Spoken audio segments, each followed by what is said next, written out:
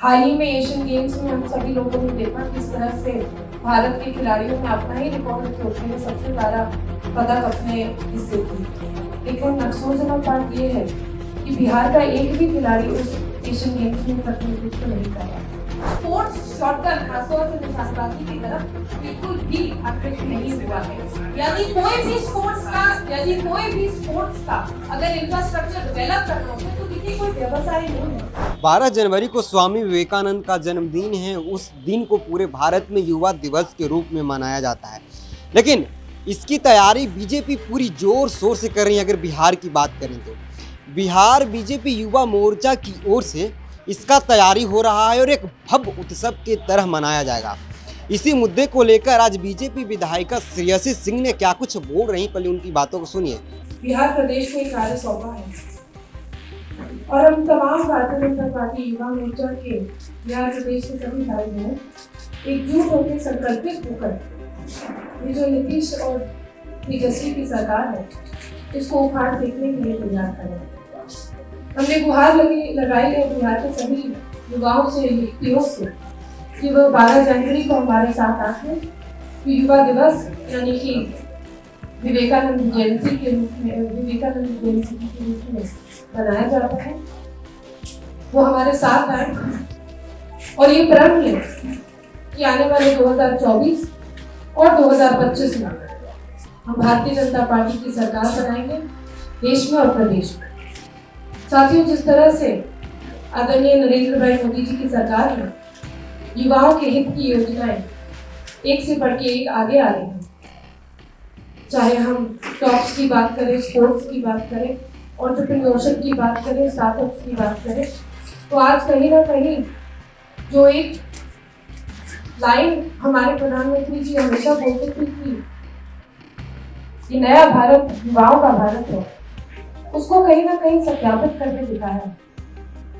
जहां एक तरफ अगर हम प्री मोदी एरा की बात करते हैं तो मात्र 350 स्टार्टअप थे, आज वही स्टार्टअप और उनमें से कितने स्टार्टअप ऐसे हैं जो यूनिकॉर्न स्टार्टअप्स बन चुके हैं और इंडिया में आज 1 लाख से भी ज्यादा ऐसे स्टार्टअप्स भारत में स्थित हैं।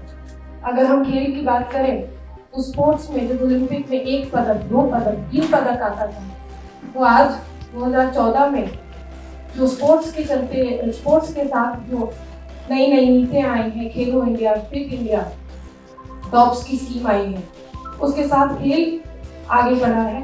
खिलाड़ियों का जो पदक की संख्या है वो आगे बढ़ी है। हाल ही में एशियन गेम्स में हम सभी लोगों ने देखा किस तरह से भारत के खिलाड़ियों ने अपना ही रिकॉर्ड तोड़ने में सबसे ज्यादा पदक अपने हिस्से की।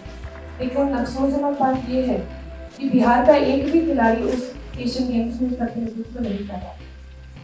यदि वो बिहार से था भी तो राष्ट्रीय स्तर पर बिहार से नहीं खेल पाया। आज एक खिलाड़ी होने के नाते बहुत अफसोस लगता है कि बिहार में स्पोर्ट्स को बढ़ावा नहीं दिया जा रहा है, इंफ्रास्ट्रक्चर का मजाक उड़ाया जा रहा है, नया इंफ्रास्ट्रक्चर खोला नहीं जा रहा है और जो करंट इंफ्रास्ट्रक्चर है उसको मेंटेन नहीं किया जा रहा।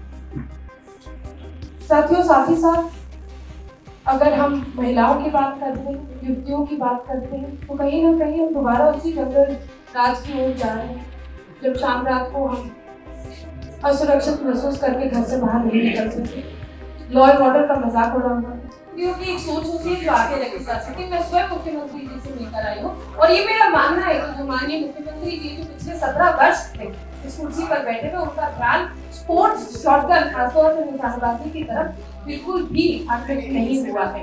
यदि कोई भी स्पोर्ट्स का अगर इंफ्रास्ट्रक्चर डेवलप करना होता है तो देखिए कोई व्यवसाय नहीं है, ये कोई बिजनेस नहीं है कि आपको स्पोर्ट्स इंफ्रास्ट्रक्चर डेवलप करेंगे तो वहां से पैसा आए।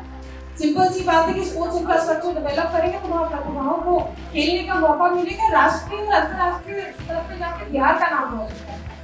लेकिन इस सोच को समझने के लिए मुख्यमंत्री जी को स्पोर्ट्स के इंफ्रास्ट्रक्चर की तरफ फंड्स डाइवर्ट करने पड़ेगा। आफ्टर ऑल पिछले जितने भी वर्षों की हम बात कर रहे हैं, वित्त और होम यानी कि फाइनेंस और होम मिनिस्ट्री दोनों ही मुख्यमंत्री जी के पास रही है और मुझे लगता है कि आज यही कारण है कि तेजस्वी यादव जबकि वो मुख्यमंत्री बनकर के बैठे हैं लेकिन स्पोर्ट्स के या स्पोर्ट्स इंफ्रास्ट्रक्चर में कोई डेवलपमेंट नहीं हुआ। तरह से कुछ हाल फिलहाल के वाक़े मीडिया के भाइयों के द्वारा सामने आते हैं।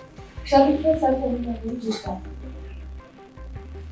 मीडिया के माध्यम से तमाम भारतीय जनता युवा मोर्चा बिहार प्रदेश की ये टीम बिहार के सभी युवाओं से और युवतियों से प्रार्थना करती है कि 12 तारीख को मिडल ग्राउंड आकर आप हमारा साथ दें और 2024 और 25 के चुनाव में भारतीय जनता पार्टी की पूर्ण बहुमत स्थापित करें। धन्यवाद। तो आपने सुन लिया, 12 जनवरी को पटना हाई स्कूल के ग्राउंड में, मिलर हाई स्कूल के ग्राउंड में आयोजन होगा।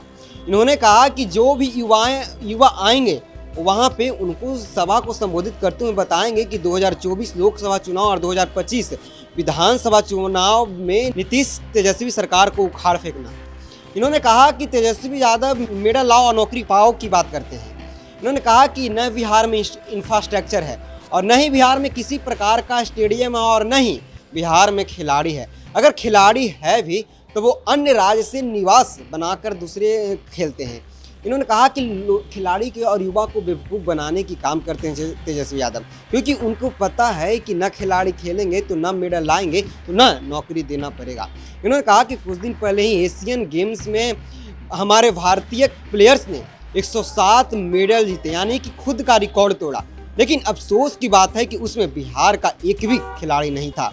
तो किस नौकरी की बात करते हैं तेजस्वी यादव जी और किस मेडल की बात करते हैं? इन्होंने कहा कि यही सब चीज़ों और यही सब कारण को हम 12 जनवरी को पटना मिलर स्कूल के ग्राउंड में लोगों को बीच गिनाएंगे, युवाओं को बीच गिनाएंगे और आगामी लोकसभा चुनाव में लोगों को एकजुट करने की काम करेंगे। फिलहाल इस खबर में बने रहिए चौकस भारत न्यूज़ के साथ। धन्यवाद।